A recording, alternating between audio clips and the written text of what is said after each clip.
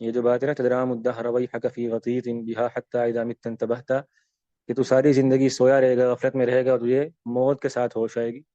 یہ قرآن مجید میں متعدد مقامات پر یہ بات ہے. مثلا سورہ تکاثر کی ابتدا یہاں سے ہوتی ہے نا، الہاکم التکاثر حتی زرتم المقابر. تمہیں زیادہ جمع کرنے کی ہوس نے، حرص نے غفلت میں ڈال دیے. الہاکم، اللہ سے غافل کر دیے. تو وہ یہ تنام الدہر، یعنی تم سو گئے ہوئے ہو، اللہ کی یاد سے غافل ہو گئے ہو.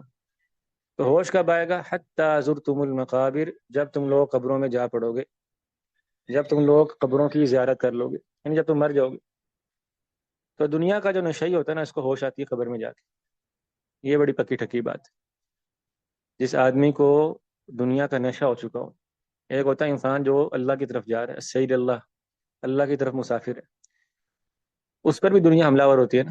دنیا اسے اپنی طرف مائل کرتی ہے، وہ غفلت میں پڑتا ہے، کبھی پھر ہوش آ جاتی ہے، وہ گرتا پڑتا ہے، اللہ کی طرف جا رہا ہوتا ہے. لیکن ایک بندہ وہ ہوتا ہے جو دنیا کے نشے میں پڑ گیا ہوتا ہے، یعنی سب ہوش باقی نہیں رہتا، دنیا اس کی عقل پر غالب آ چکی ہوتی ہے. تو یہ جو نشئی ہوتا ہے نا، یہ عام طور پہ اس کا کیا حال ہوتا ہے؟ حتی زرتم المقابر، یہ مرے گا تو اسے عقل آئے گی. اللہ تعالیٰ نے فرمایا حتی اذا جاء احدهم الموت قال رب ارجعون، جب تم میں سے کسی ایک کو موت آ لیتی ہے، پھر وہ کہتا ہے کہ ہائے کاش اب مجھے واپس لوٹایا جائے. رب ارجعون، اے اللہ مجھے واپس لوٹا دیں. کیوں لوٹا دیں؟